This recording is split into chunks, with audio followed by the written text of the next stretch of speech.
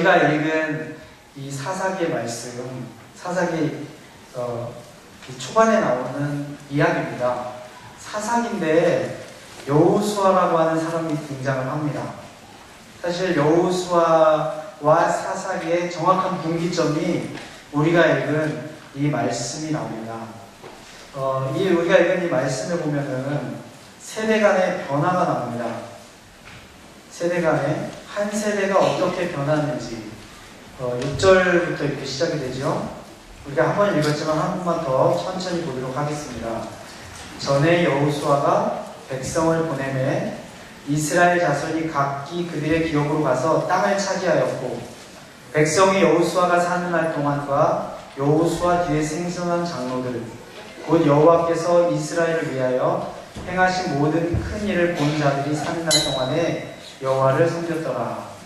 여호와의 종눈의 아들 여호수아가 110세에 죽음에 무리가 그의 기업의 경내 에브라임 산지 가하스산 북쪽 딥낫 헤레스에 장사하였고 그 세대 사람도 다 조상들에게로 돌아갔고 그 후에 일어난 다른 세대는 여호와를 알지 못하며 여호와께서 이스라엘을 위하여 행하신 일도 알지 못했더라. 여기 보면 두 세대가 나옵니다. 한 세대는요, 땅을 차지하는 세대입니다.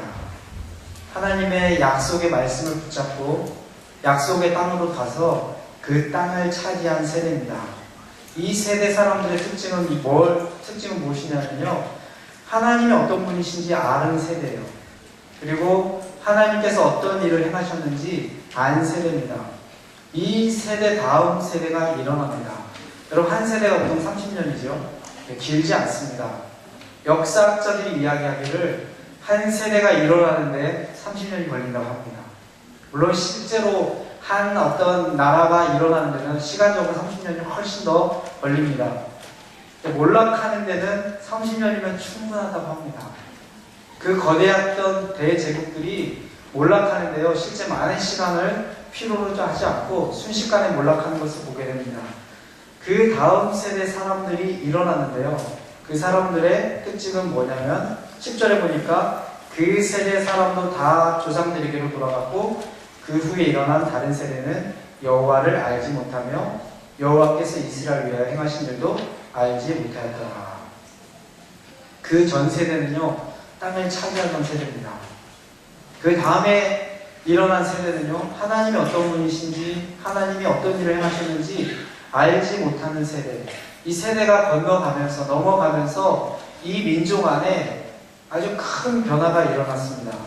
11절에 보니까 이스라엘 자손이 여호와의 목전에 악을 행하여 바알들을 섬기며, 하나님을 섬기고 약속의 땅을 차지했던 그 민족이 이제 바알들을 섬기기 시작합니다.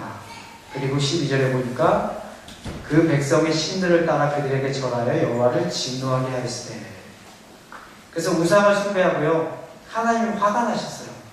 하나님이 화가 나시니까 이스라엘 백성을 돌이키려고 어떻게 하시는지 15절에 보니까 그들이 어디로 가든지 여호와의 손이 그들에게 재앙을 내리시니 곧 여호와께서 말씀하신 것과 같고 여호와께서 그들에게 맹세하신 것 같아서 그들의 괴로움이 심하였더라. 하나님이 화가 나셔서요, 그 민족에게 재앙을 내리십니다. 이 주변에 있는 나라들로부터 노략을 당하게 하십니다. 어디로 가든지 그들이 전쟁에서 패합니다. 전쟁에서 패하면 그 결과는 무엇이죠? 괴로움이 심하였더라 라고 그렇게 나와 있습니다. 자, 불과 30년이 지나면서 이 벌어진 큰 일이에요. 그 전 세대는 땅을 차지했습니다. 그들이 어떻게 땅을 차지했죠? 전쟁을 잘해서요? 그러지 않습니다. 전쟁을 잘하던 민족이 아니었는데 하나님께서 놀라운 능력으로 그들과 함께 하셔서요, 그들이 자기의 땅을 차지했습니다. 그러나 이 다음 세대, 자, 중요한 것은 이 한 세대가 지나면서 왜 이 민족에게 이 일이 발생했는가, 우리가 주목해서 볼 필요가 있습니다. 성경은 그 이유를 우리에게 말씀해주고 있습니다. 여러분 한번 찾아보세요. 왜 이스라엘 민족이 여호수아기를 기록했던 약속의 땅을 차지했던 승리의 민족이, 여러분 한민족으로 가장 기쁘고 신나셨을 때가 언제셨어요? 저는 2002년 월드컵. 네? 얼마나 이 가슴이 터질 것 같고 뿌듯했는지 그 순간 막 그거 보시다가 심장마비로 죽은 사람도 있어요. 골 넣는 거 보다가 얼마나 감격스러웠는지 너무 감격스러워서 소리 지르다가 이 심장이 마비가 돼가지고 죽을 정도로 감격스러운 순간이 축구 하나 잘해도 그러는데 이 세대 이스라엘에 있는 이 민족은요 땅을 차지했습니다. 그런데 결국은 괴로움이 심한 민족으로 이렇게 전락해버린 겁니다. 그 이유를 성경은 우리에게 말씀해주고 있습니다. 한번 여러분 찾아보세요. 그 힌트가 어디 있는지. 네, 시간 많이 끌면 안 되니까 7월 7절에 보면요 8절입니다. 여호와의 종 눈의 아들 여호수아가 110세에 죽음에. 성경은요 그 이유를 여호수아의 죽음이 바로 그 이유다라고 이렇게 우리에게 이야기해주고 있습니다. 여러분 상식적으로 이 납득이 되십니까? 아니 여호수아 한 명 죽었다고 한 민족 전체가 이렇게 바뀔 수가 있을까요? 우리가 보통 상식으로는요 받아들이기 힘듭니다. 그런데 성경은 그것이 바로 이유고 그것 때문에 이 민족이 바뀌었고 변했다라고 우리에게 이야기해주고 있습니다. 실제로 역사를 둘러보면요 한 민족이 일어날 때 한 명의 리더와 함께 일어납니다. 그리고 그 민족이 몰락하는데 그 몰락한 이유가 그 리더의 죽음 때문에 그 민족이 몰락하는 것을 우리는 수도 없이 역사를 통해서 보게 됩니다. 한 단체가 일어납니다. 큰 선교단체가 일어났는데요 한 명의 리더와 같이 그 단체가 일어납니다. 제가 일하는 예수전도단 이 단체는 미국의 로렌 커닝의 목사님이 시작한 단체입니다. 이분은 7대째 목회자 자녀예요. 7대째. 네, 자기 7대 쫙 조상들 올라가면 다 교회 개척자였어요. 자기들 조상들 중에 큰 교회를 목회하신 분은 한 분도 없지만 공통적인 특징은요 자기 조상들은 끊임없이 교회를 개척하는 분이었어요. 이 로렌 커닝의 목사님이 젊었을 때 20대 초반에 하나님께서 비전을 보여주십니다. 이 파도가 쫙 치는 환상을 보여주세요. 그 파도의 물결이 그 환상 속에서 젊은이들의 물결로 이렇게 바뀌면서 그 젊은이들이 복음을 들고 이 미전도 종족으로 들어가는 환상을 봅니다. 그 환상을 볼 때 로렌 커닝 목사님에게는 두 가지 큰 오퍼가 있었습니다.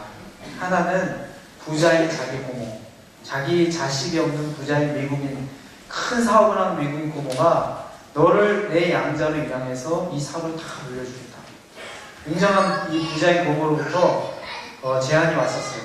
그리고 또 한 가지 오퍼는 뭐였었냐면 자기가 속해 있었던 순복음 쪽 교단으로부터 아주 놀라운 이 사역에 대한 제안을 받았습니다. 그때 로렌 커닝 목사님이 이제 기도하시죠. 기도하고 나는 하나님의 부르심을 쫓아서 가겠다.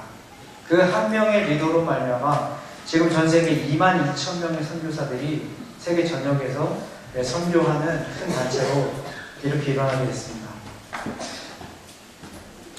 한 명의 리더가 죽었다고 나라 전체가 달라지는 게 참 말이 됩니까? 오늘은 우리 교회인들 전체가 우리가 이 주제를 가지고 좀 고민하면서 이 부분을 향한 하나님의 메시지가 무엇인가 함께 생각해보는 시간을 여러분과 갖고 싶어요. 제가 한 10년 전에 경영학 책, 그냥 편하게 읽기 좋은 책이 있습니다. 삼성의 그때 이제 개혁 경영을 한 이건희 씨에 대한 이건희 개혁 경영 10년이라는 책을 읽어본 적이 있어요. 한 10년도 더 지난 것 같아요. 그 책을 읽다가 제가 깜짝 놀란 이 데이터를 입수를 했습니다. 이분이 삼성전자의 총 CEO가 회장이 되기 전에 그 데이터와 그리고 개혁 경영이 지난 10년 동안에 어떤 일이 있었는지 그것을 숫자로 보여주는 그것이 데이터가 있었습니다. 92년도에 삼성전자의 영업이익이 3천억이었습니다. 굉장히 크죠? 네. 10년이 지난 2002년도에 20조로 뛰게 됩니다. 3천억에서 20조. 1992년도에 부채 비율이 336%입니다. 회사들이 다 돈 빌려서 일을 하죠. 2002년이 됐을 때 65%로 회사의 부채 비율이 확 감소가 됩니다. 삼성전자의 자산 가치가 92년도에는요 4조 5천억입니다. 2002년도에 90조로 세계에서 브랜드 가치 성장률 가장 최고의 회사로 등극하게 됩니다. 네, 저희 가족 중에 삼성 다니는 사람 한 명도 없습니다. 참고로 오해하지 마시고요.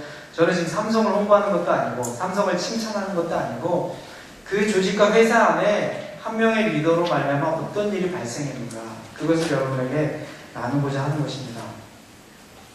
우리 이건희 씨가 이제 회장이 되고 나서 LA 전자제품 박람회를 갑니다. 가서 전 세계에 있는 그 유수한 회사들의 제품을 싹 보다가 우리 삼성은 어딨지? 우리 삼성 전시관은 어딜까 찾다 보니까 저쪽 구석에다가 배치를 받았대요. 삼성 물품이 이렇게 진열이 됐는데 거기 가기 전까지만 해도 이분이 자부심이 있었대요. 국내 최고의 전자회사. 근데 전 세계에서 가장 우수한 회사들이 다 같이 모여서 이 박람회장에 가가지고 구석에서 사람들도 구경하러도 오지 않는 썰렁하고 정말 천대받는 삼성의 박람회 그 제품을 보면서 이분이 마음속에 큰 결심을 합니다. 이제 삼성은 국내 최고가 아니라 세계 최고의 물건을 만드는 회사로 내가 만들어야 된다. 세계 최고라고 하는 목표 설정을 합니다.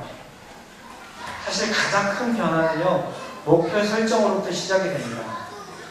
그래서 회사의 중역들을 다, 이건 제가 하는 얘기 아니고 책에 있는 내용을 그냥 여러분에게 나눠드린 거예요.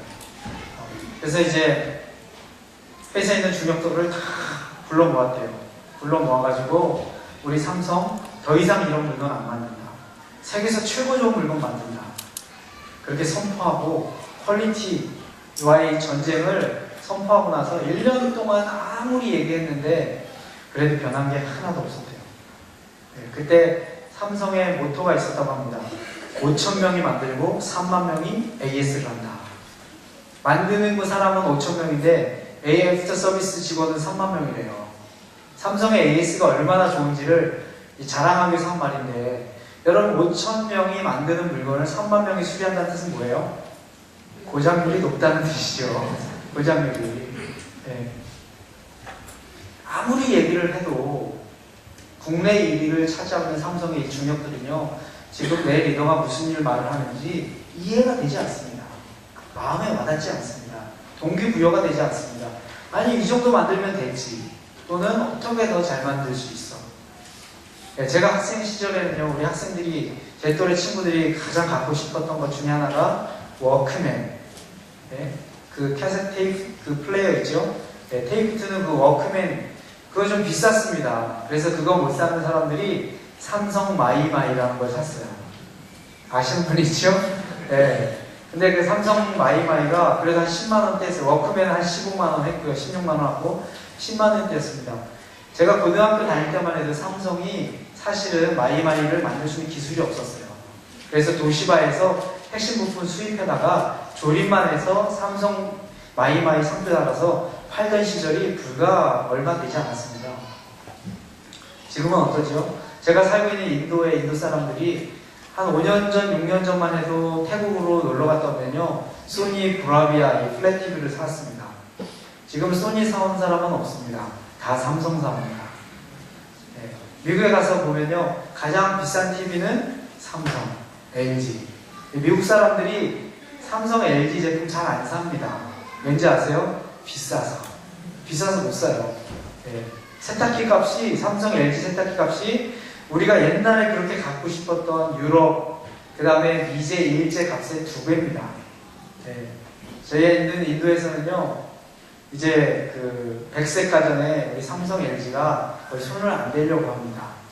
그래서 우리나라 삼성, LG가 버리고 간 100세 가전 산업에 다시 뛰어드는 나라가 있어요. 어딘지 아세요? 일본. 참 재밌죠. 예, 이미 100세 가전은 삼성전자 혹시 다니시는 분 계시면 죄송합니다. 인도에서요 에어컨을 되게 후지게 만들어요. 사람들이 사요. 예, 일제 지금 만드는 사람들이요 그 일제 에어컨이 훨씬 좋습니다. 삼성 거보다 훨씬 후져요. 근데 인도 사람들은 뭘 사냐면 삼성 걸 사요. 왜 그렇죠? 삼성께 최고 좋다라고 하는 그게 벌써 이제 각인이 된 거예요 인도 사람들한테. 그래서 돈 없는 사람들은 일제 사고 근데 일제가 훨씬 그 에어컨 만드는 기술자들이 오면요, 삼성 거 사지 말라 그래요. 첫 번째 조언이. 물어봐요. 어느 에어컨이 좋냐 그러면 첫 번째 말이 삼성 거 사지 마. 한국에서 가져온 삼성 에어컨은 너무너무 좋대요. 저희는 몰라요. 뜯어봐도 모르는데 에어컨 업자들은 알잖아요. 이 수리하는 사람들은 어디게 좋냐 그러면 일제를 잘해요. 일제가 좋대요. 값도 훨씬 싸고 일제가 좋습니다. 제가 일제 홍보하는 게 아니고요. 이렇게 지금 뒤바뀐 거예요. 자, 이 회사 중역들을 불러 모아다가 세계 최고의 물건을 만들려고 아무리 외쳐도 말을 들지 않으니까 그때 당시에 개혁혁명을 시작할 당시에 핸드폰이 우리나라가 이제 90년대 초반에 핸드폰 산업이 시작됐잖아요. 네, 검은색으로 무전기 같이 생긴 거 안테나 쭉 빼는 거 네, 기억하시죠? 그 핸드폰을 만들었는데 그 핸드폰이 이 고장을 날 수 있는 이 가능성이 굉장히 높아요. 불량의 소지가 있는 그런 핸드폰이었어요. 그러면서 우리 삼성은 이런 거 만들지 않는다. 600억 가치의 그 핸드폰을 소각하라고 하는 명령을 내립니다. 저 같았으면 이건 다 팔고 다음부터는 이런 거 만들지 말자라고 얘기했을 것 같아요. 이건희 회장이 명령을 내리면 다 태워보자. 이런 거는 만들지 말라고 그래서 그 소각 명령과 함께 이 회사에 있는 중역들이 야 이거 내가 제대로 하지 않으면 내 모가지 날아가겠구나 긴장하면서부터요 삼성이 이제 변화되기 시작합니다. 그러면서 국내 제비어 제1의 삼성에서 이제 세계 최고의 삼성으로 이제 부상하기 시작합니다. 그 리더가 봤던 것은요 눈에 보이는 600억이 아니라 6천억이 아니라 6조 이상 되는 훨씬 더 큰 그것을 볼 줄 아는 그 눈이 바로 이 혁명에 있었던 거죠. 수많은 기술자들이 있었습니다. 수많은 회사의 CEO들, 경영학을 졸업하고 하버드를 나오고 세계 최고의 대학을 나온 사람들이 많았지만 사실은 이 삼성이라고 하는 회사를 오늘까지 이끄는데 가장 큰 공헌을 했던 사람이 바로 이 혁명의 리더라고 하는 것입니다. 우리 삶에 하나님께서 베풀어 주신 많은 은혜가 있습니다. 그 은혜 중에 큰 은혜 중에 하나는요 만남의 은혜입니다. 만남의 축복. 우리 인생 사실 좋은 만남을 통해서 우리가 축복을 받습니다. 나쁜 만남을 통해서 우리 인생이 꼬이는 거죠. 그런데 하나님께서 베풀어 주신 은혜 가운데 한 나라를 이끌어갈 수 있는 좋은 지도자를 주신 것은 하나님의 큰 은혜인 것입니다. 그 관점에서 우리나라의 현실을 바라봤을 때 지금 우리는 어느 시점에 있는가 우리가 생각할 필요가 있습니다. 우리 민족이 하나님 앞에 쓰임받기 위해서는요 정말 좋은 정치 리더가 필요합니다. 여러분 구약의 성경을 한번 읽어보세요. 구약에 그 기적을 베풀며 뛰어난 탁월한 선지자들이 나옵니다. 그런데 악한 왕이 자리를 딱 차지하고 있으면요 그 시대가 바뀌지 않습니다. 아무리 탁월한 선지자와 아무리 탁월한 사역자들이 놀라운 기적과 능력을 베풀지라도 악한 왕이 권력을 가지고 있는 악한 왕이 그 나라 정권을 꽉 잡고 있으면요 그 나라가 하나님의 말씀으로 하나님의 뜻으로 회복되지 않은 것을 우리가 역사를 통해서 공부하게 됩니다. 그래서 우리가 이 교회에서 기도해야 될 중요한 기도 제목 중에 하나는요 하나님을 경외하는 다윗과 같이 하나님의 뜻을 온전히 이룰 수 있는 하나님의 지도자를 우리나라의 지도자로 세워주시옵소서. 이것이 저희 교회의 기도 제목이 되어야 됩니다. 거기서 그치면 안 되겠죠. 하나님 그런 지도자가 우리 온양온천교회를 통해서 나오게 해 주시옵소서. 거기서 그치는 좀 아쉽습니다. 여러분 자녀들 있으시죠? 하나님 우리 자녀를 통해서 이런 일들이 일어나게 해 주시옵소서. 여러분 기도하지 않는데 기도하지 않는데 어떻게 하나님께서 응답하시겠어요? 우리 한국 교회에 실수가 있습니다. 옛날에 목사님들이 믿음 좋으면 교회에서 가장 쓸만한 청년들을 보면 어떻게 하세요? 부릅니다. 부르다가 말씀하세요. 신학하라. 네? 말씀합니다. 아니 하나님의 이 종인 목사님께서 하나님의 말씀을 선포하시는 목사님께서 신학하라는 말을 들은 이 젊은이는요 그날부터 고민하기 시작합니다. 신학 공부할 뜻이 한 번도 없었는데 네? 그리고 부모들과 함께 이 고민하기 시작하죠. 목사님 말씀 뭐 안 들은 사람도 있지만 많은 사람들의 그 포커스가 그쪽에 맞춰져 있어서 우리 한국이 얼마나 많은 목회자를 과잉 생산했습니까? 그렇죠? 네, 한국의 PhD, 신학 박사 학위를 가지고 아직 목회 현장에 없는 목사님이 10,000명 있습니다. 네. 미국의 한국인 목사님들 중에서 미국에서 정식 PhD, 신학 박사 학위를 받고 아직 교회 사역지가 없어서 대기하고 있는 한국의 목사님이요 20,000명이 계세요. 네. 그분들 중에 반만 목사님 안 되시고 정말 목회자 되는 그 심정으로 사회 곳곳에 들어가서 사회를 섬기면서 하나님이 원하시는 그 뜻을 어떻게 이룰까 고민하면서 들어갔다고 한다면 얼마나 한국이 더 건강하고 하나님이 기뻐하시는 나라로 더 준비되지 않았을까라는 생각을 인간적인 생각으로 제가 한번 해보게 됩니다. 좋은 지도자는요 시대 축복입니다. 여호수아의 죽음이요 바로 이스라엘의 죽음으로 이어졌습니다. 후계자 없는 성공은 성공이 아니다. 여러분 들어보신 적 있으세요? 모세는 다음 세대 지도자인 여호수아를 준비시켰습니다. 여호수아는 전쟁하느라고 바빠가지고 가나안 땅 들어가느라고 바빠가지고 모세를 따르는 데 충실했지만 다음 세대를 이끌어갈 사람을 여호수아가 준비를 안 시켰는지 결론적으로 없었는지는 우리는 알 수 없지만 결국 여호수아 다음을 이어갈 리더를 준비시키지 못했습니다. 영국의 유명한, 지금은 이제 돌아가셨지만 유명한 신학자면서 저술가면서 설교가이신 존 스토트 목사님이 한국을 방문한 적이 있습니다. 여러 해 전입니다. 굉장히 세계적으로 유명한 분이시죠. 이분이 왔을 때 한국에 계신 그래도 높은 목사님들과 간담회를 가졌습니다. 그 목사님이 이 존 스토트 목사님과 함께 간담회를 가질 때 그 이야기를 했어요. 존 스토트 목사님 그거 아십니까? 전 세계에서 가장 큰 교회 10개 중에 7개가 우리 대한민국에 있습니다. 자랑하듯이 얘기를 했어요. 그 얘기를 딱 듣더니 존 스토트 목사님이 잠깐 있다가 대답을 해주셨어요. 뭐라고 응수를 해주셨냐면 딱 한마디로 그냥 일축해버렸습니다. 우리 영국도 그랬었습니다. 그 짧은 한마디 안에는요 그 자랑하는 목사님에 대해서 많은 메시지가 함축되어 있어서 포함되어 있는 것이죠. 우리 영국도 그랬었습니다.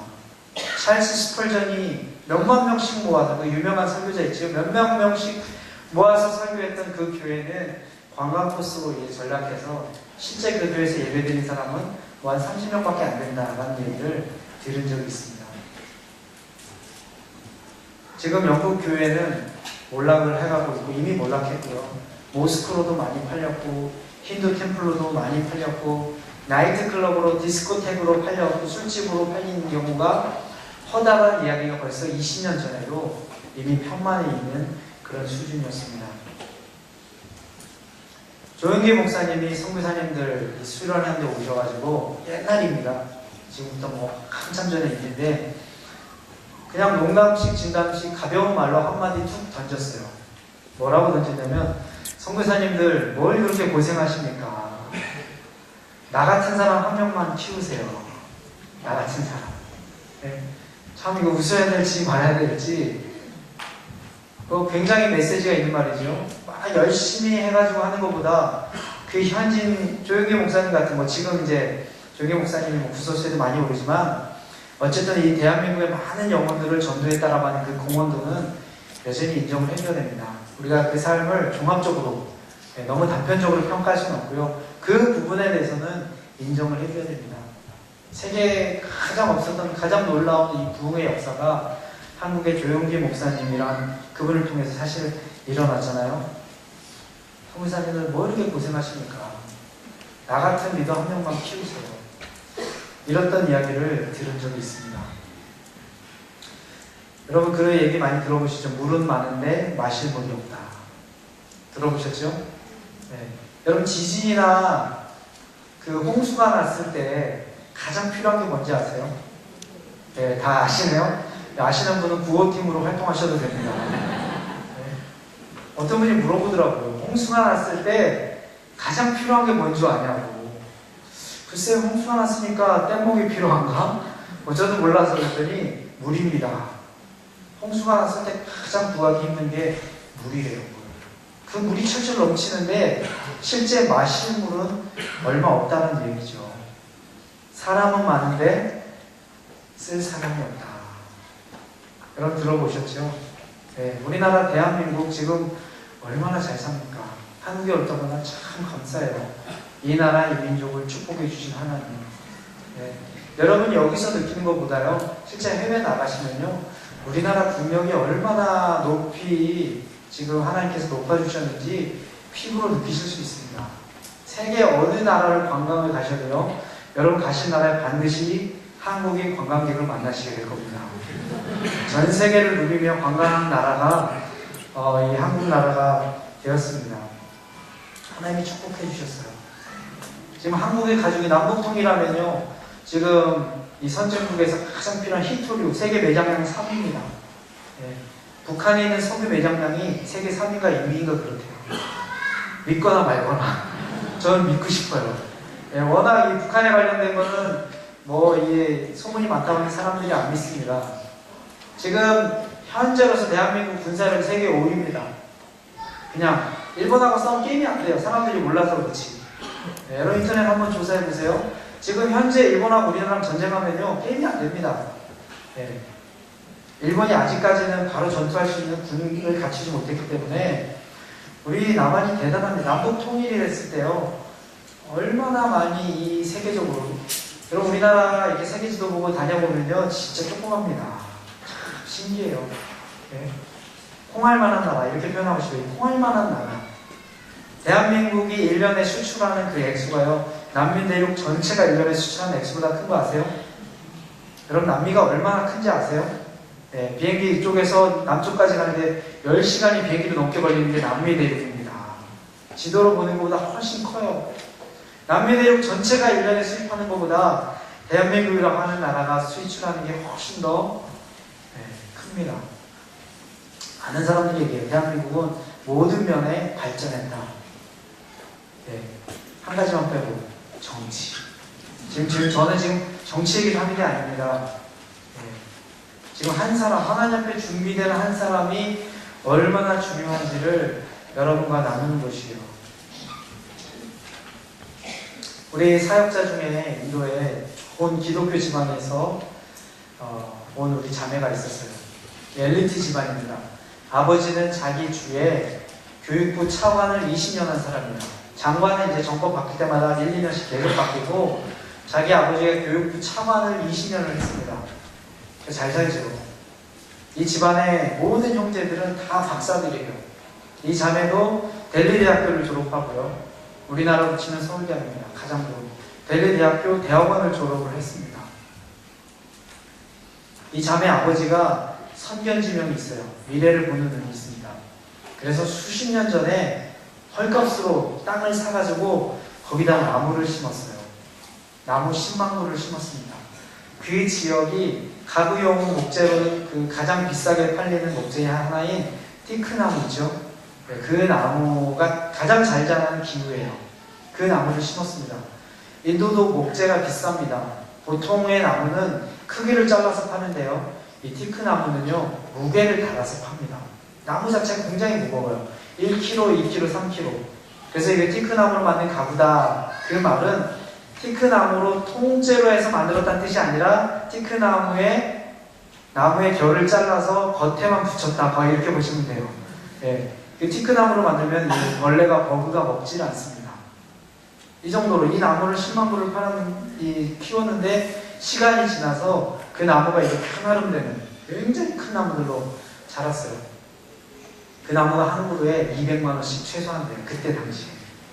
근데 자기 아버지가, 자기 형제가 5명이고요. 아버지가 땅을 5등분을 했대요.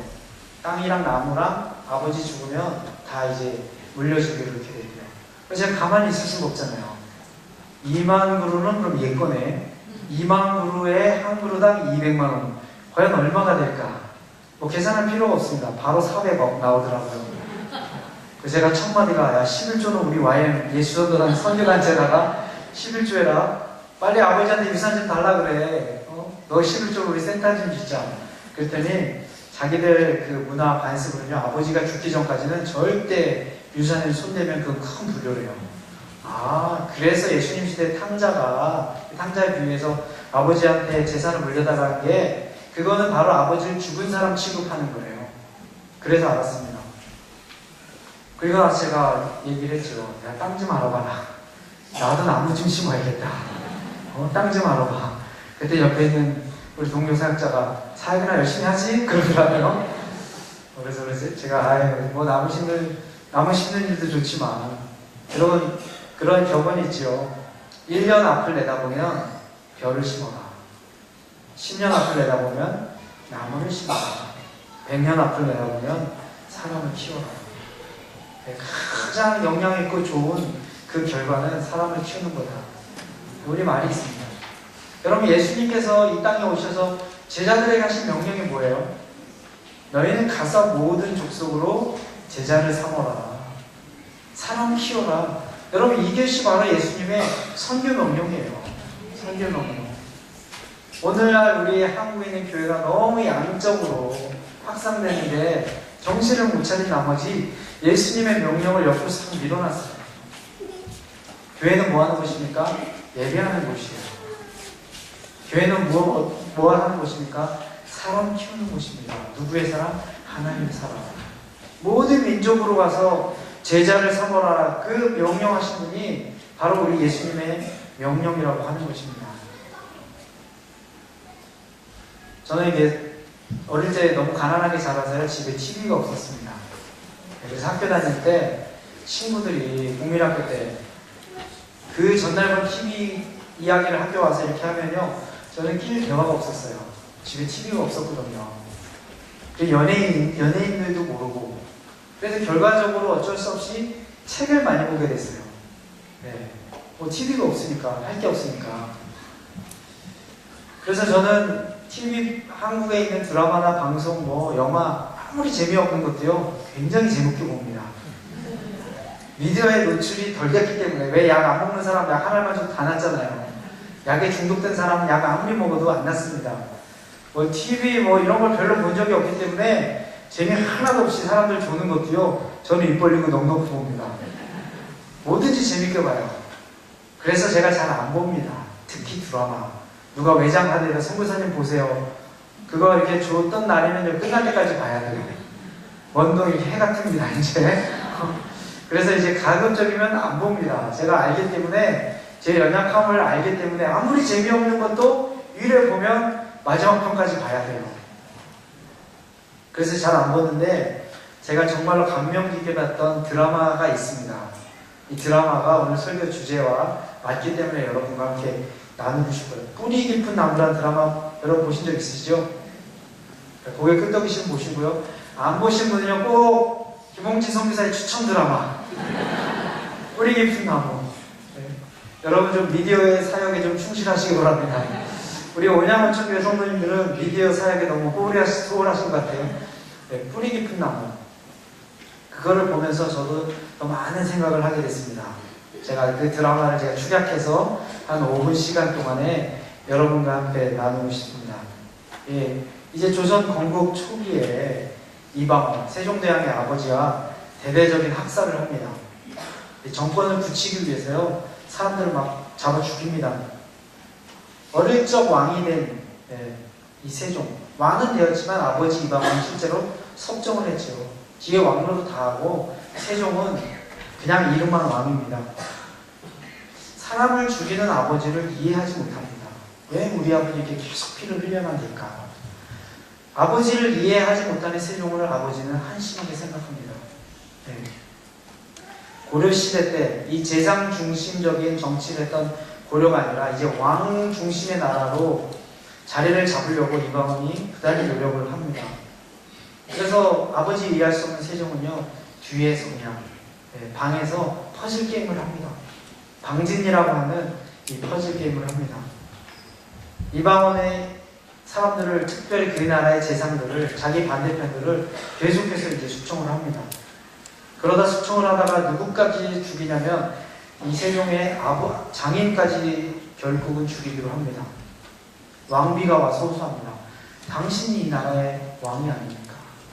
세종은 알아요. 자기의 장인이 영모에 가담하지 않은 걸 압니다. 이방원도 압니다. 이 사람이 아무런 죄가 없는 것을 알아요. 그러나 자기 나라의 이 왕권을 견고하기 위해서 어쩔 수 없이 죽이는 그런 상황이었습니다. 아버지에게 나름 사명을 가지고 자기의 뒤를 이어서 이 나라의 왕으로 이끌어갈 자기 아들을 위해서 어쩔 수 없이 장인까지 죽여주는 이런 놀라운 일을 아버지가 감행을 합니다. 왕비가 와서 울면서 호소합니다. 당신이 이 나라의 왕이 아닙니까? 우리 아버지 좀 살려주세요. 그때 왕이 세종이 얘기합니다. 내가 할 수 있는 일은 아무것도 없습니다. 그러면서 분노가 끌어오르기 시작하죠. 자기 아버지에 대한. 어느 날은 이 세종이 큰 마음을 결심하고 아버지의 권위에 도전합니다. 왜 당신은 사람을 이렇게 죽이냐고. 나의 조선은 당신의 조선과는 다른 조선이 될 거라고 그렇게 선포를 합니다. 자신있게 아버지 앞에 도전하는 자기 아들을 향해서 이방원이 한마디 딱 물어봅니다. 너에게 그림이 있느냐? 네가 말하는 더 나은 조선에 대한 계획이 있느냐라고 물어봅니다. 더 나은 조선을 만들고 싶은 굉장히 뛰어난 갈망은 있지만 대안이 없는 세종이 실제로 아무런 대안이 없는 자기의 모습을 보고 큰 실망과 절망에 빠지게 됩니다. 아버지의 권위에 도전했다는 이유로요. 신하들에게 이제 시켜가지고 세종에게 밥상을 드리는데 빈 밥상을 드립니다. 음식을 가지지 않고. 너 먹지 말라는 뜻이지요. 네, 아버지가 모든 권력을 장악하고 있었기 때문에 이방원의 말을 들을 수밖에 없습니다. 음식이 하나도 남기지 않은 왕에게 바쳐진 이 상을 보면서 세종이 갑자기 뭔가 깨달음이 옵니다. 왕 중심의 나라가 아니라 모두가 비어서 서로 회합할 수 있고 호흡할 수 있고 협력할 수 있는 더 좋은 나라에 대한 아이디어를 가집니다. 그리고 바로 아버지에게 달려가서 무릎 꿇고 빕니다. 아버지, 어제는 제가 잠깐 정신이 헷갈하겠습니다. 잘못했습니다. 저를 용서해 주세요. 그래서 이제 아버지가 다가와서 이제 얘기를 하죠. 그래, 네가 잘못을 깨달았느냐? 라고 했을 때 세종이 이럽니다. 깨달은 것이 아니라 지금 자기 아버지를 사실은 놀리기 위해서 온 거죠. 아버지에게는 옵션이 없습니다. 어차피 아들이 나 하나밖에 없고 지금 나밖에 없기 때문에 아버지는 나를 어떻게 할 수 있는 대안이 없습니다. 그러면서 아버지가 한 가지 얘기합니다. 아버지 원하는 대로 다 하겠습니다. 다 꼭두가시로 순종하겠습니다. 그 대신 딱 하나만 내 부탁을 들어달라고 이야기를 합니다. 아버지가 기대해서 물어, 그래 네 부탁이 뭐냐? 라고 얘기합니다. 저 옆에다가 조그만 도서관 하나 짓고 젊은 학자들 데리고 학문이나 연구하겠습니다. 아버지가 굉장히 실망을 합니다. 그래 밤새 고민해가지고 결국 났던 카드가 저기 조그만 도서관 하나 지어가지고 젊은 애들 데리고 학문이나 연구하는 게 결국은 더 나은 조선을 만들겠다고 나오는 너의 카드냐. 아버지가 실망을 합니다. 군사를 달라고 얘기하지도 않았고 그 나라의 재정을 장악하겠다라고 아들이 요청하지도 않았습니다. 이 아들이 요청했던 것은 아버지 원하는 대로 다 하겠습니다. 아버지 죽을 때까지는 어차피 자기 힘으로 할 수 있는 것이 없는 걸 알았어요. 그래서 거기서 다음 세대를 위해서 준비를 시작합니다. 법부터 시작해가지고 젊은 학자들 10대 중반에 있는 젊은 학생들 모아놓고 그 나라의 법을 놓고 다 뜯어고치면서 토론하기 시작합니다. 과학기술을 발전시키기 시작합니다. 그 중에서 했던 가장 놀라운 것 중에 하나가 한글을 개발하기 시작합니다. 거기서 한글이 탄생하게 됩니다. 예수전단을 설립한 로렌 커닝햄 목사님이 지으신 책, 열방을 변화시키는 하나님의 책, 그 책에 한국에 대한 이야기가 나옵니다. 그분이 1970년대 한국을 방문했을 때 조영기 목사님 초청으로 한국을 왔다고 합니다. 그때 김포공항에 비행기가 내릴 때 서울 밤하늘은요 불빛이 없었대요. 전기가 없었기 때문에, 전기가 아주 약했기 때문에 희미하게 불 켜진 이 건물들이나 거리를 겨우 볼 수 있었다라고 합니다. 그때 자기가 친한 목사님이 한국의 5,000명 교회 담임 목사였대요. 그 목사님의 기도 제목이 성도들 신방하기 위해서 자전거를 놓고 기도하는 게 그분의 기도 제목이었대요. 네, 그분이 조용기 목사님입니다. 1970년대 이미 여의도 순복음교회는요 5,000명이 모이는 교회로 아주 큰 교회였는데 그때 당시에 그 목사님, 담임 목사님의 기도 제목이 자전거를 위해서. 그럼 놀랍죠? 네, 지금 여러분께서 목사님 생신 선물날 자전거 한 대 사드려 보세요. 네, 산악 자전거 사드려 됩니다. 아시죠? 비싼 마운틴 바이크. 네? 한 대에 막 500만 원 막 이럽니다. 자전거 한 대. 한국 시대가 이게 바뀐 거죠. 세계 선교에 우리 민족이 차지하는 힘이 어마어마합니다. 네, 미국 다음으로 선교사를 많이 파송한 나라잖아요. 네. 하나님께서 이 한국 민족을 이 세계 선교를 위해서 엄청나게 쓰시는데 한국 기독교 성장의 가장 큰 공헌이 무엇인가? 로렌 건영 목사님 뭐라고 얘기하시냐면요, 한글로 된 성경이라고 이야기합니다. 실제 한글로 된 이 성경이 있었기 때문에 우리나라의 기독교가 아주 급속도로 성장할 수 있었다고 하는 것입니다. 우리 한 명의 리더로 말미암아 지금 눈에 보이는 것보다 더 다음 세대까지 영향을 미칠 수 있는 그 안목을 가졌던 우리 안에 역사에 있었던 위대한 왕, 이 세종이라고 하는 사람을 통해서 한글로 우리가 편하게 글을 읽을 수 있고, 한국이 실제로 문맹률 세계 1위입니다. 1위. 가장 높은. 글을 못 읽는 사람이 전 세계에서 국민 인구 대비 퍼센테이지로 가장 낮은 나라가 한국입니다. 한국에 실제로 글을 모르는 분은 거의 없습니다. 아주 나이 많으신 어른들, 그런 분들도 사실은 찾기 힘듭니다. 제가 살고 있는 인도의 문맹률 몇 퍼센트인지 아세요? 70%입니다. 식자율이 30%예요. 인도 사람 10명 중에 7명은요, 글을 읽지 못합니다. 인도 사람들 10명 중에 실제로 3명만 글을 읽을 수 있어요. 우리 선교하는데 가장 큰 어려움이 이거예요. 성경을 나눠주고 성경을 가르쳐야 되는데 이 사람들은 글을 읽을 줄 몰라요. 그래서 책을 나눠주는 사역도 있지만 인도에서는요, 오디오 바이블이라고 있습니다. MP3 태양광으로 충전 안 해도 되고, 태양광 하면요 그냥 MP3에 이렇게 읽는 성경, 그 귀로 듣는 거예요. 읽을 줄 모르기 때문에. 예수님이 이 땅에 오셔서 예수님 공생의 60% 시간을요 제자 훈련, 제자들과만 함께 시간을 할애하셨습니다. 실제로 무리들이 예수님 쫓아다니면서요 예수님을 그들의 왕 삼으려고 할 만큼 예수님은 대중사역에 인기가 많으신 분이셨습니다. 여러분 한번 생각해 보세요. 인도에 있는 이 김홍진 선교사가 한국에 있는 어떤 교회가 5,000명 모이는 교회가 담임 목사로 오라는 청빙을 했어요. 그런데 또 다른 교회 12명 모이는 교회에서, 우리 교회 작은 기초교회입니다. 선교사님 와서 우리 교회 좀 담임 목사로 섬겨주세요. 저는 어느 교회를 가야 될까요? 5,000명 모이는 교회, 12명 모이는 교회. 네? 한번 생각해요. 어디로 가야 될까요? 크게 대답해 주세요. 여러분 시키는 대로 하겠습니다. 네? 하나님이 가르친 대로. 네, 강사를 당황스럽게 하는 대답이 나왔습니다. 네. 예수님이 계실 때 5,000명이, 남자만 5,000명이 예수님 쫓아갔어요. 예수님 안 놔주려고 했어요. 예수님은 본인이 원하시기만 하셨으면요, 오늘날 얘기를 하면요 5,000명 모는 교회 담임 목사님 하실 수 있었어요. 근데 무리를 물리치셨어요. 12명을 선택하셨습니다. 그리고 12명을 훈련시키셨어요. 예수님 아셨죠?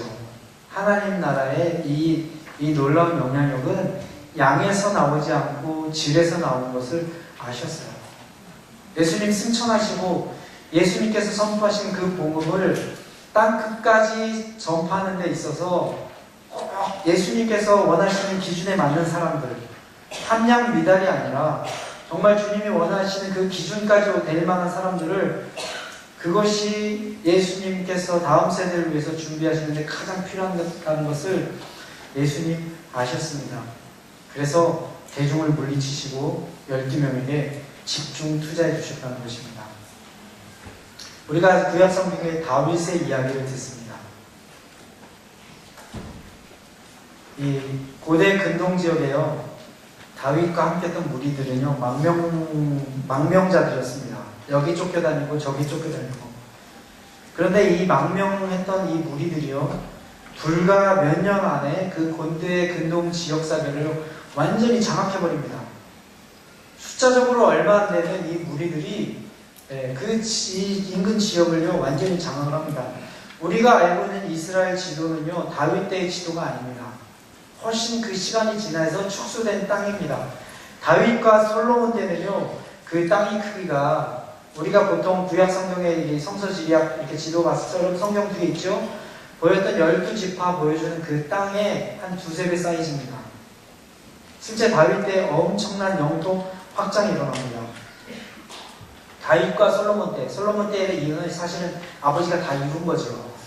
이 이스라엘의 국력이 얼마나 셌는지를 보여주고 있는 좋은 증거가 있는데요. 솔로몬에게 애굽의 공주가 시집을 옵니다. 여러분, 이스라엘하고 애굽하고 그러니까 사실은 국력에, 그런데 솔로몬 때는 완전히 달라요. 애굽의 공주가 솔로몬에게 시집을 오는데요, 왕비로 오지 않습니다. 후궁으로 옵니다. 그럼 솔로몬에게 후궁이 몇 명인지 아세요? 700명. 700명의 후궁과 300명의 또 첩들이 있었어요. 1000명의 여자들을 거느리고 있는 그 1000명 중에 한 명으로 애굽의 공주가 시집을 옵니다. 여러분 한번 생각해 보세요. 오바마 대통령의 딸이 한국으로 시집을 오는데, 한국 정치인의 딸의 부인으로 오는 것이 아니라 처음으로 온다고 생각해 보세요. 말이 됩니까?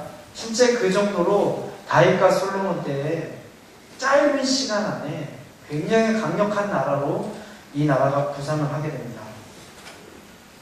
이 다윗 지도력의 특징이 두 가지가 있습니다.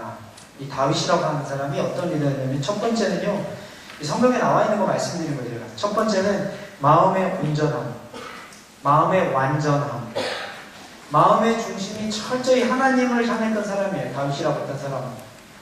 그것이 다윗을 다윗에게 했던 묘소였습니다. 마음이 나누지 않았어요. 다윗은 철저히 온전히 순전히 하나님에게로만 향했습니다. 그리고 다윗의 그 지도력이 두 번째는요, 손의 공교함.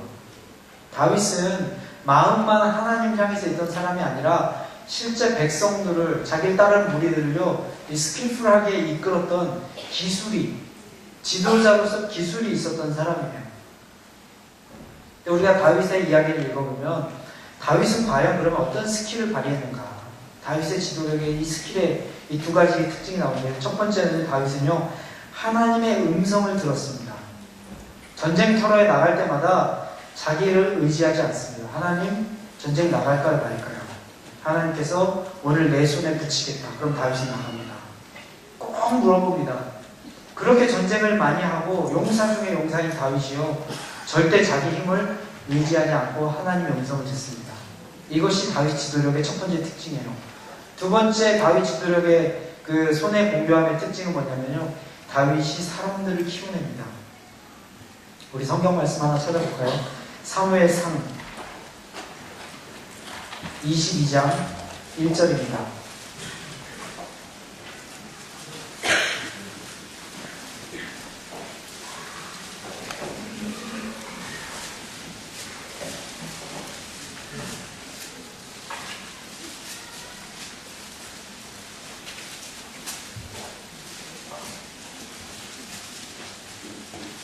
사무엘상 22장 1절 2절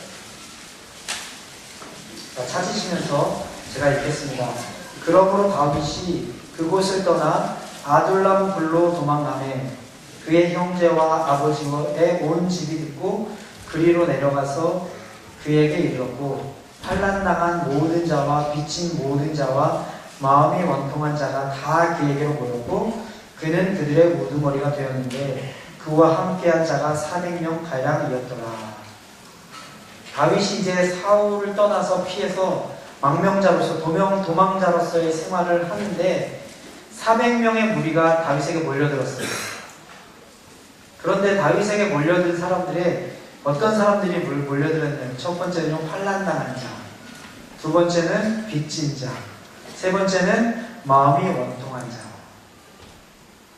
여러분, 환난당한 자, 빚진 자, 마음이 원통한 자, 굉장히 힘든 사람들입니다. 꼬인 사람들입니다. 이렇게 얘기해도요, 이렇게 받아들이지 않고 꼭 꽈서 얘기를 듣습니다. 어느 목사님이 그 얘기를 하시더라고요. 이 설교를 하면 성도님들 중에 그런 분이 있대요. 오늘 목사님이 나들라고 타겟 설교했다고. 얼마나 감사해요. 그 모든 설교를 그분 한 분을 위해서 목사님이 준비하신 거예요. 네? 타겟하지 않았는데도 이 마음이 꼬인 분은요, 그렇게 듣는 거예요. 네. 어떤 목사님이 또 이렇게 성도님이 시험 들었다고 리포트가 올라왔대요. 네. 시험 들었다고. 왜 시험 들었냐고 조사를 했더니 목사님이랑 악수를 했는데 목사님 손을 꽉 안 잡아줬대요.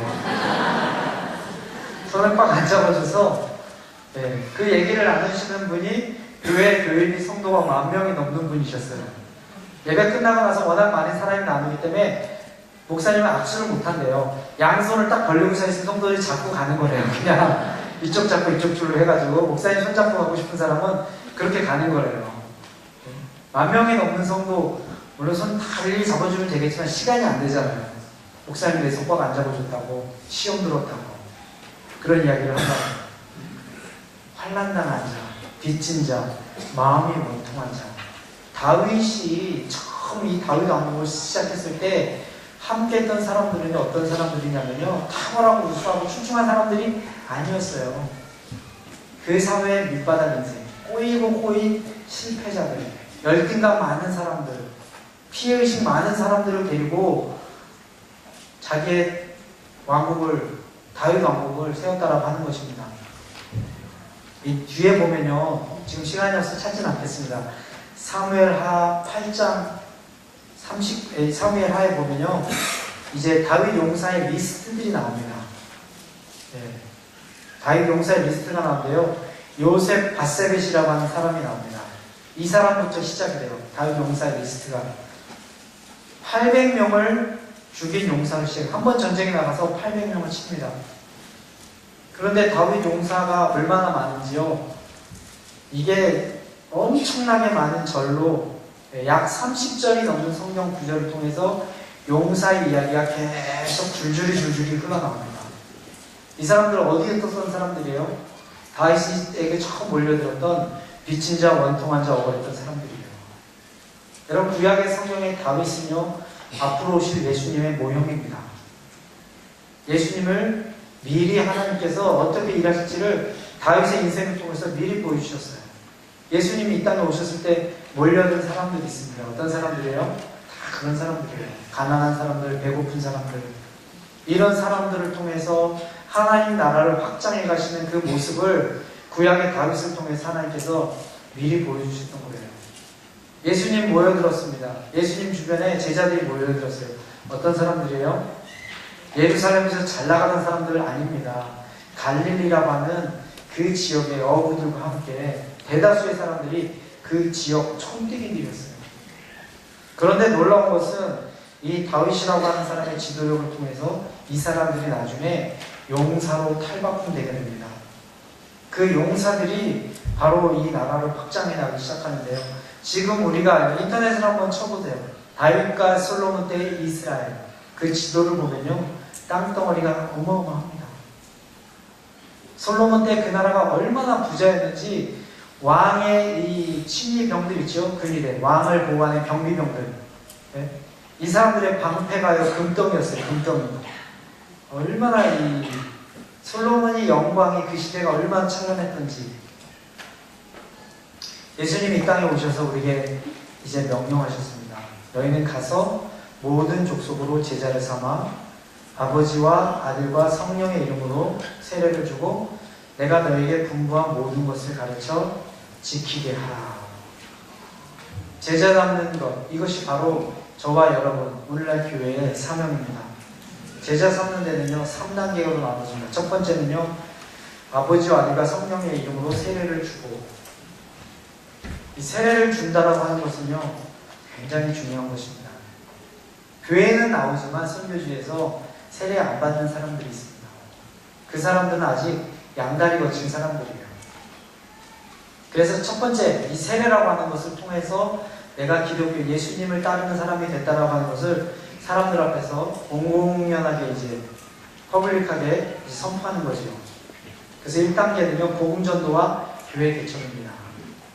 많은 선교사님들의 선교 이 사역이 복음 전도와 교회 개척에 맞춰져 있어요. 이것이 시작입니다. 이것이 없이는 안 됩니다. 그러나 이것이 끝은 아닙니다. 두 번째 단계는 뭐죠? 내가 너희에게 궁구한 모든 것을 가르쳐. 가르치는 것은요, 교육입니다. 성경도 가르쳐야 되고요. 우리 교회에서도 많은 교육이 필요합니다. 세 번째 단계는 뭐죠? 지키게 하라. 이것은 훈련입니다. 교육으로, 이 교육만으로 사람이 바뀌지 않지요. 훈련을 통해서, 상담을 통해서, 권면을 통해서, 때로는 혼나는 것을 통해서, 면담을 통해서 그렇게 우리가 변해가는 것입니다. 오늘날 교회는 예수님의 제자를 키울 수 있는 DNA를 갖춘 교회로 바뀌어져야 됩니다. 얼마나 큰 교회인가, 그것으로 교회가 정의받기보다는요, 이 교회가 얼마나 훌륭한가는 얼마나 많은 사람들이 이 교회 와서 변화를 받아낼까.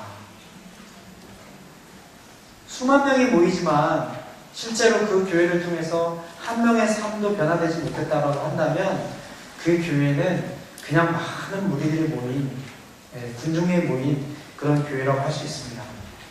교회가 작을지라도 실제 그 교회를 통해서 삶이 바뀌고 예수님 앞에 삶을 드리는 헌신자들이 많이 일어난다고 한다면 실제로 그 교회는 예수님의 명령에 순종하는 교회다라고 우리가 볼 수 있는 것입니다. 자, 교회는요, 예배하는 곳입니다. 구원의 방주지요. 근데 거기서 멈춰서는 안 되고요. 교회는 사람을 키우는 곳입니다. 여러분, 다윗이 그와 함께 억울한 자, 환난당한 자, 미친 자들 어떻게 키웠을까요? 첫 번째는 다윗의 마음이 온전히 하나님을 향해 있었어요. 역시 예수님께서 제자들을 키웠던 가장 좋았던 방법 중에, 놀라운 원칙 중에 하나는요, 예수님의 마음이 온전히 주님께 향해 있다라고 하는 것입니다. 기술로는 사람들이 바뀌지 않습니다. 여러분, 많은 좋은 프로그램이 있습니다. 코칭 세미나부터 시작해가지고 제자 훈련, 많은 그 훈련들이 있습니다. 프로그램은 사람을 키우지 못합니다. 사람은 사람이 키워냅니다. 사람이 사람을 키우는데 프로그램이 수단으로서 사용될 수는 있습니다. 그러나 궁극적으로 사람을 키워내는 것은요, 바로 사람인 것입니다. 저는 우리 온양온천교회가 사람을 키워내는 그런 교회가 됐으면 좋겠습니다. 무엇보다도 다음 세대를 위해서, 다음 세대. 우리 30년, 지금 한국의 대학가에 교회에 출석하는 비크리스찬들은요, 3%라고 합니다. 3%. 30년이 지나면요, 대한민국의 기독교인들이 3%가 될 거라고 전망을 해도 크게 무리는 없다는 뜻입니다. 한번 교회를 다녀보세요. 이렇게 젊은 사람들 많은 교회가 많지 않습니다. 여기 어른들도 많이 계시지만 제가 젊은 사람 많다라고 하는 건요, 많아서 많다라고 하는 거예요. 저는 뭐 한국에 오면 많이 할 때는 한 달에 왔을 때 설교를 30번 한 적도 있어요. 많은 교회들도 다니고 단체들도 다니고 말씀을 나누다 보면요, 어떤 교회는 젊은 사람은 한 명도 없습니다. 50대 분들도 거의 찾기 힘들어요. 50대 다 이상. 40대, 30대, 20대 거의 교회에서 찾기 힘듭니다. 이렇게 밤 집회 때 젊은 사람들이 있다라고 하는 것은요, 이 교회에 소망이 있습니다. 먼저 우리가 기도해야 돼요. 하나님, 이 교회에 더 많은 젊은이들을 보내주시옵소서. 그리고 이 교회에서 하나님 지도자들을 일으켜 주시는데 이 민족을 이끌어갈 수 있는 정치 지도자도 일으켜 주시고, 여러분 청년들 다 선교사 되고 목회자 되라고 기도하지 마세요. 일부는 그렇게 돼야 되죠. 일부는. 교회는 사람 키우는 곳입니다. 서울 강북의 한 교회가 1년에 한 100만, 10만 불이니까 1억이 넘는 재정을 써서 선교지에 있는 선교사님들을 데려다가 리트리트 하는 프로그램을 했어요. 1억을 넘는 교회를 써서 문화사역으로 되게 유명한 교회입니다. 이름만 대면 알 수 있는 강북에 있는 큰 교회예요. 그분이 이제 인도에 오셔가지고 저랑 같이 이렇게 교제하시는 시간이 있었어요.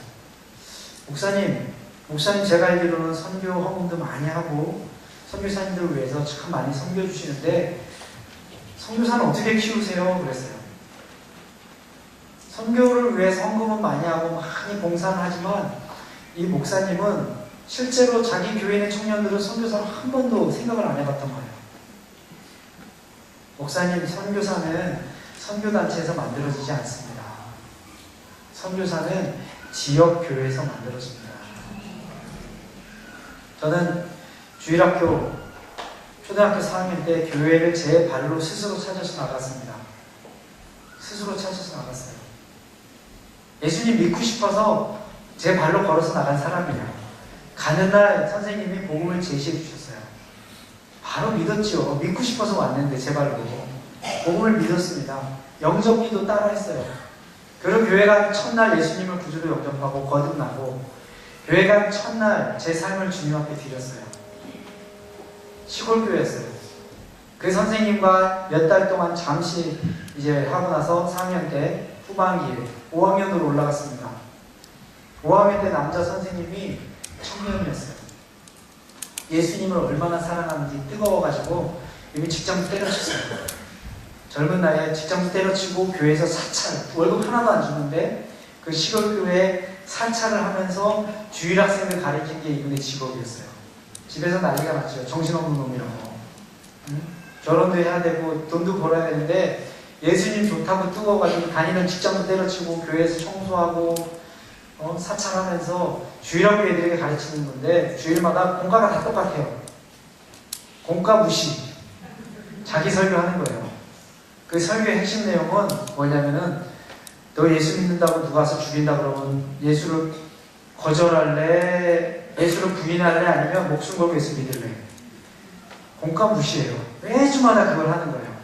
우리 손으로 목까지 펴도 돼요. 칼 들고 누가 너 목에다 칼 대고 너 예수 믿으면 지금 죽인다 그러면 예수 믿을래 말래? 저 예수 믿고 처음 교회 갔는데 매주마다 선생님이 진짜 칼은 아니지만 목에다 이거 대고 눈도 크신 분이에요. 눈도 붕 뜨고 아주 진지하게 고민되게 일단은 겉으로는 예수님을 어떻게 배반합니까? 믿어야지라고 하지만 집에 돌아간 일에 고민되는 거예요.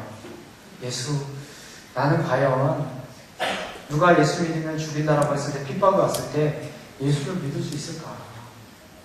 그래서 이제 몇 달 지나서 결론을 냈습니다. 죽으면 죽으리라. 제가 5학년 때요 순교자적인 신앙을 이미 이룬 사람입니다.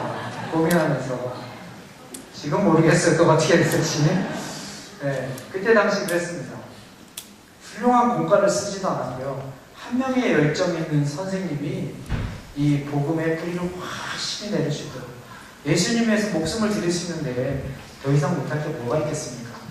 그래서 기도했어요. 하나님, 저 사람 주님 앞에 드리는 거 주님 아시죠? 이제는 목숨까지도 전 주님 앞에 드리겠습니다. 주님이 원하시면 뭐든지 하겠습니다. 그런데 주님 말씀하시기 전까지 제가 하고 싶은 거 하겠습니다. 언제든지 말씀하시면 그 길로 달려가겠습니다. 저는 어릴 때요 정치가 가는 게 제 꿈이었습니다. 정치를 한번 해가지고 이 나라 확 뒤엎고 싶었어요. 어린 나이에 하나님께서 나서라. 그래서 선교지로 불러주셔서 지금 행복하게 즐겁게 선교사로 살고 있습니다. 이런 선교단체가 사람들 만들지 않습니다. 제가 존경하는 우리 한국예선단의 대표이셨던 홍성거 목사님이 있습니다.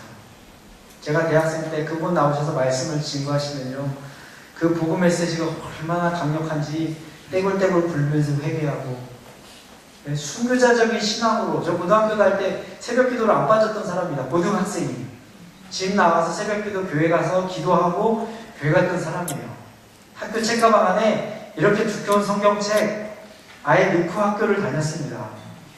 한문 시간에 성경책을 읽고 있는데 누가 와서 머리를 딱 때리더라고요. 한문책 아니고 딴 거 보고 성경책 읽고 있었거든요. 선생님이 제 얼굴 딱 보더니 그냥 안 때리고 그냥 가시더라고요. 열심히 읽어라 그러시더라고요. 네.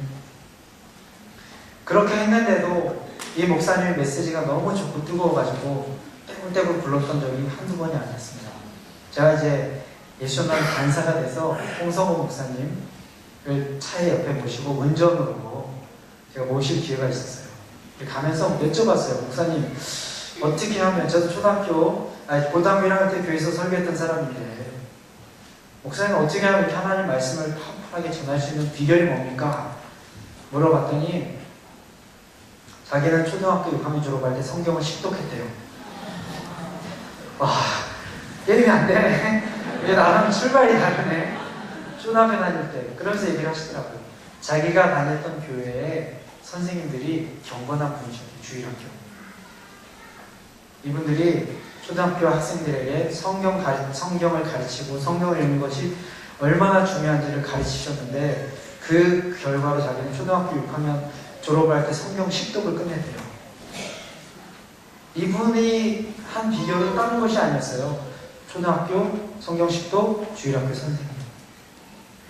위대한 사람을 만드는데요. 우리가 별로 관심을 안 가졌던 교회 학교 선생님을 통해서 이렇게 위대한 사람들이 나온다는 것입니다. 저 초등학교 때 주일학교 선생님이었던 분 지금 장로님 되셨어요.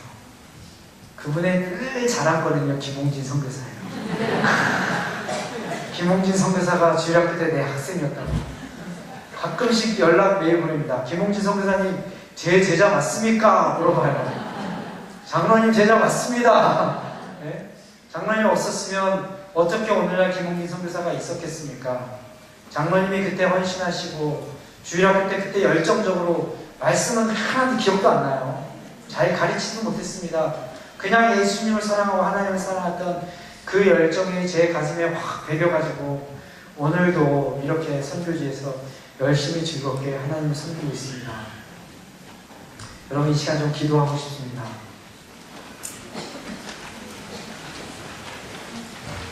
여러분 리더에게 가장 필요한 자질이요 미래를 보는 자질입니다. 사실 교회만큼 리더를 키우기 좋은 곳이 없어요. 교회는요 이 성격 자체가 미래지향적입니다. 우리 기독교인들은요 늘 미래를 보잖아요. 돌고 도는 불교와 같은 윤회하는 것도 아니고요. 이 기독교의 세계관 자체가 세상을 움직일 수 있는 지도자를 배출하기 사실 가장 좋은 곳이 바로 이 교회입니다. 여러분 경건한 사람들이 정치 안 하면 누가 하는 줄 아세요? 경건하지 않은 사람들이 합니다. 경건한 사람들이 돈 안 벌면 누가 돈 버는지 아세요? 경건하지 않은 사람들이 돈을 법니다. 경건한 사람들이 교육계로 나가지 않으면 누가 교육계로 나가서 이상한 소리 됩니까? 경건하지 않은 사람들이 그 일을 하는 거예요. 경건한 사람들이 이 법계로 나가지 않으면 누가 법을 쥐고 흔듭니까? 세상을 움직이는 사람들이 법을 쥐고 흔드는 거예요. 하나님을 사랑하고 하나님의 나라를 흠모하는 우리 하나님의 교회가 왜 이렇게 그릇이 작습니까? 왜 이렇게 생각이 작습니까? 왜 우리가 이렇게 꿈이 작습니까? 우리 이 밤에 외쳐야 됩니다. 하나님, 우리 민족 역사 속에 한 번도 없었던 놀라운 역사를 이제 우리 세대에 허락하여 주시옵소서. 과거를 회상하고 그때가 좋았지라고 하는 것이 아니라 우리 민족 얼마나 많은 아픔과 상처를 경험한 민족입니까? 하나님, 우리가 그것을 구하는 이유는 이제 세계 선교를 위해서 아직도 주님의 복음 듣지 못한 온 인류 구원하는 이 놀라운 사역에 우리 민족을 사용하여 주시고 우리 한국에 있는 교회를 사용하여 주시고 특별히 우리 온양 온천교회를 사용하여 주시옵소서. 하나님 이 사회를 움직일 수 있는 하나님의 말씀으로 무장된 지도자들이 우리 교회를 통해서 나오게 하여 주시옵소서.